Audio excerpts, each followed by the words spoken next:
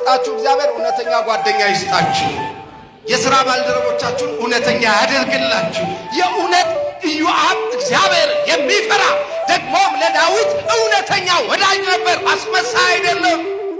የምግብ ወዳጅ አልነበረም፣ የገንዘብ ወዳጅ አልነበረም፣ የስልጣን ወዳጅ አይደለም። እኛ ወዳጅነታችን ስልጣን ላይ፣ እኛ ወዳጅነታችን ግብዣ ላይ፣ እኛ ወዳጅነታችን ምግብ ላይ፣ እኛ ወዳጅነታችን ጥቅም ላይ። የክርስቲያን ወዳጅነቱ ደግሞ በጠላቱ ስፍራ ላይ ወዳጅ ሆኖ ይቅር ባይ ሆኖ መገኘት።